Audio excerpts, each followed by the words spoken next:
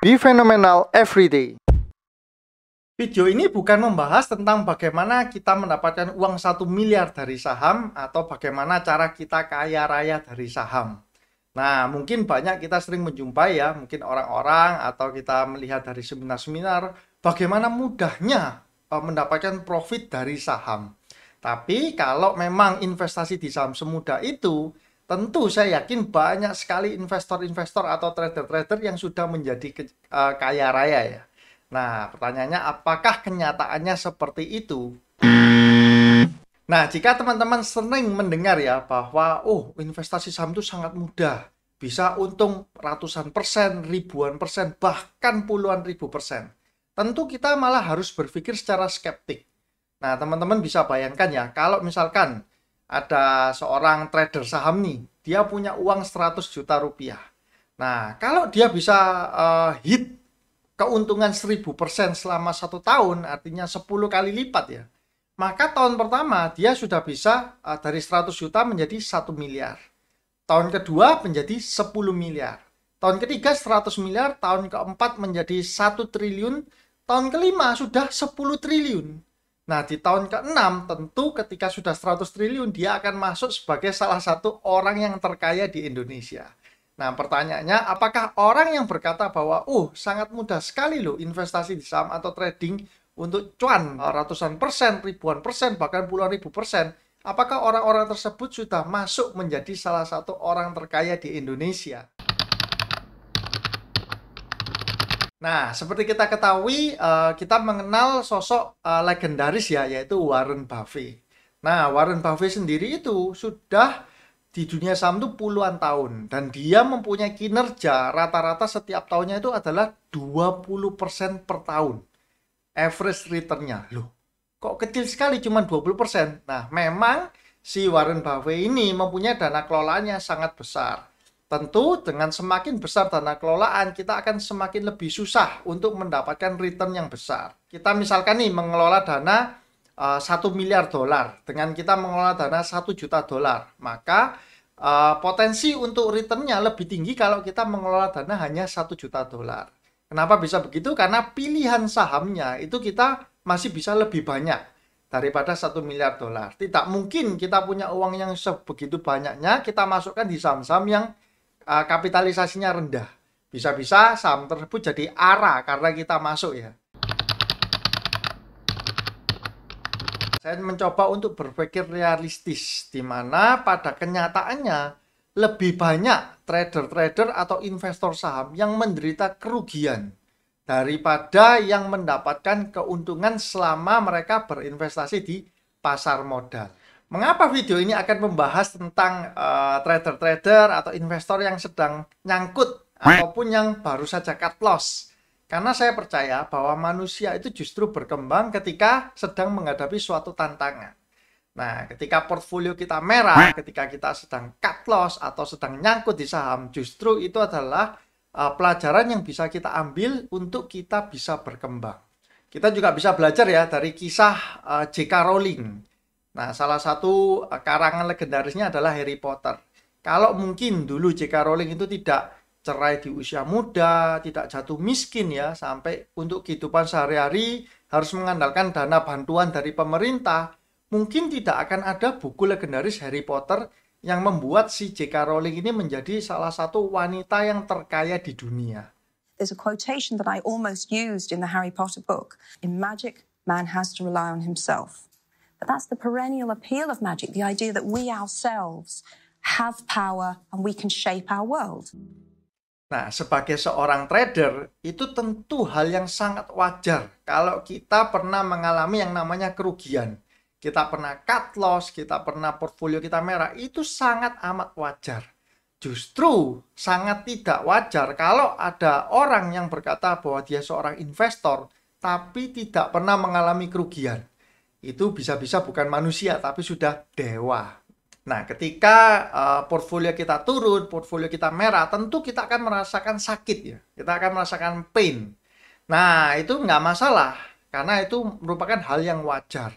Namun, kalau rasa sakit atau pain itu sudah terlalu besar sehingga mempengaruhi psikologis kita, mungkin kita tidur menjadi nggak enak, terus kita mau ngobrol sama istri nggak enak, sama anak juga nggak enak, sangat mengganggu kehidupan kita. Nah, itu yang wajib kita perhatikan ya. Kita harus hati-hati kalau kita sudah mengalami hal yang sampai seperti itu. Nah, kalau itu yang terjadi, kita tentu harus mengecek satu hal yang sangat vital. Apakah dana yang kita masukkan untuk trading ataupun untuk investasi saham itu sudah sesuai dengan kondisi keuangan kita. Jangan sampai kita memasukkan dana itu terlalu besar. Nah, untuk berinvestasi ya. Kenapa? Karena kalau dana yang kita masukkan terlalu besar, maka ketika portfolio kita itu lagi minus, lagi loss atau tidak sesuai harapan, masa rasa sakitnya itu luar biasa. Karena kita sebenarnya itu tidak mampu untuk menghandle rasa sakit yang demikian besar. Tapi kalau dana yang kita masukkan itu sudah sesuai dengan kondisi keuangan kita, kita sudah spare dana nih sekian. Memang untuk trading, jadi ketika itu minus, ya nggak ada masalah. Kita sudah siap. Jadi money management itu adalah kunci utama dalam kita trading ataupun berinvestasi. Nah, saya yakin ketika kita berbisnis pun, money management itu adalah hal yang paling vital. Nah, salah satu analoginya adalah, misalkan nih, coba teman-teman bayangkan, ketika ingin pergi berlibur ke Bali bersama keluarga ya. Nah, kita sudah membudgetkan bahwa oke, aku mau berlibur dengan dana 15 juta. Nah, ternyata ketika kita menyetir ke Bali, terjadi kecelakaan. Mobil kita rusak, harus diservis. Terus sampai di Bali, ternyata kita kejambretan. Handphone kita kecurian, bahkan mungkin ada perhiasan kita yang jatuh atau hilang, segala macam. Sehingga kita total-total, terus kita hitung, loh saya ini ke Bali, ternyata menghabiskan uang ini bukan 15 juta. Tapi totalnya misalkan ya 30 juta. Nah, tentu itu akan menimbulkan rasa sakit ya, pain yang begitu besar. Kenapa? Karena itu sudah out of budget. Waduh, saya niatnya itu cuman budgetnya 15 juta, tapi akhirnya ke 30 juta. Nah, demikian pula dengan trading atau investasi saham ya. Kita harus benar-benar bisa mengatur uang yang akan kita masukkan di saham. Jangan sampai apalagi ya kita menggunakan uang panas atau uang hutang. Wah, kalau misalkan bayangkan kalau kita pakai uang yang dingin, terus kita loss, itu aja pasti ada lah, sedikit tidaknya itu ada rasa sakit lah, ada pain-nya. Bayangkan kalau ini pakai uang hutang ya, uang panas. Nah, loss-nya itu sudah berasa double sakitnya. Itu yang salah satu yang harus dihindari dalam trading saham ya, memakai dana hutang. Kecuali kita benar-benar yakin dan kita sudah levelnya itu sudah expert. Nah, hal yang harus kita perhatikan berikutnya adalah pastikan kalau kita sampai cut loss ya, itu kita cut loss yang sesuai dengan trading plan kita. Nah, misalkan nih, saya beli suatu saham di harga 100. Ketika saham ini turun 5%, katakanlah di angka 95, maka saya akan meng-cut loss. Nah, kemudian ternyata saham itu turun, benar-benar turun. Sampai 95 nggak kita cut loss. Ternyata turun terus hingga sampai angka 70. Nah, ketika sudah itu terjadi, kita berubah aliran menjadi investor. Hal-hal seperti inilah yang akan membuat psikologis kita itu kacau ya. Kita sudah punya trading plan yang jelas tapi kita langgar sendiri.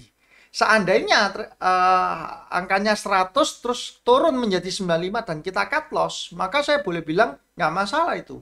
Walaupun kita loss tapi selamat ya, karena kita sudah berhasil menjalankan trading plan kita. Nah, trading dengan menjalankan berdasarkan trading plan itu jauh lebih bagus walaupun loss ya. Daripada kita bisa profit tapi di luar trading plan kita. Nah, kalau sudah di luar trading plan itu maka saya bisa bilang unsurnya itu lebih ke arah gambling ya. Lebih besar gamblingnya daripada analisanya. Dan kalau kita gambling secara terus-menerus, maka jangka panjangnya itu kemungkinan besar portfolio kita itu akan loss.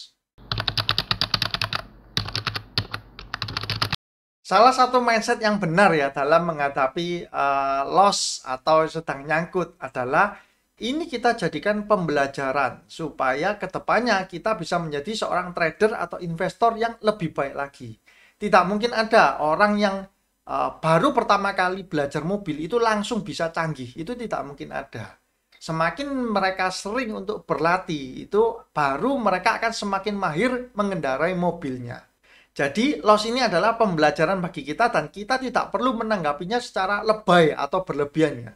Wah, nggak perlu kita portfolionya nyangkut banyak, terus kita mengurung diri di kamar, menyendiri sambil menyanyi lagu. Di malam yang sesunyi ini, aku sendiri, tiada yang menemani. Wah, itu nggak perlu. Karena kita ini sedang loss di saham, bukan sedang putus cinta ya. Lebih baik kalau kita itu bernyanyi, Jangan menyerah, jangan menyerah, jangan menyerah. kalau itu bisa membuat mood kita lebih baik, lebih tenang, nah maka kita bisa melakukan hal tersebut. Kalau teman-teman sedang benar-benar mengalami down, ingatlah ya bahwa ada sosok yang bernama Bill Hwang. Dia adalah seorang investor saham yang cukup terkenal, punya fund sendiri, dan sudah 20 tahun di sahamnya. Dia sudah mengumpulkan kekayaan dari saham selama 20 tahun itu sebanyak 20 miliar dolar Amerika. Atau kurang lebih setara 290 triliun ya. Dan semua kekayaannya itu hilang hanya dalam beberapa hari saja di bulan Maret 2021. Jadi bayangkan orang yang sudah expert, sudah ahli seperti Bill Hwang pun 20 tahun di pasar saham itu pernah mengalami kejatuhan seperti itu. Jadi mungkin kalau kita sedang loss 1 juta, 10 juta, ratusan juta atau bahkan miliaran, kita harus mengingat ya bahwa ada sosok yang lebih mengenaskan dari kita. Sudah 20 tahun di saham tapi hancur seketika hanya dalam beberapa hari saja. Nah, saya doakan ya untuk teman-teman yang mungkin sekarang sedang nyangkut atau sedang cut loss atau habis cut loss ya, portfolionya sedang merah. Jangan menyerah teman-teman. Kita terus belajar, kita terus evaluasi karena itu dialami saya yakin oleh semua orang. Semua investor saham, semua trader saham, tidak ada yang jalannya itu mulus, tidak mungkin. Saya percaya itu. Semoga dalam waktu ke depan teman-teman bisa membalikkan portfolio teman-teman yang lagi merah ataupun yang habis cut loss bisa digantikan keuntungannya dengan trading-trading atau investasi-investasi di saham yang lainnya. Cukup sekian video kali ini. Kalau teman-teman merasa bermanfaat, bisa bantu dengan cara subscribe, like, komen, dan juga share video ini supaya semakin banyak rekan-rekan yang mungkin sedang down dalam trading sahamnya bisa mendapatkan pencerahan. Oke, sekian dulu videonya. See you guys. Kita berubah aliran menjadi investor.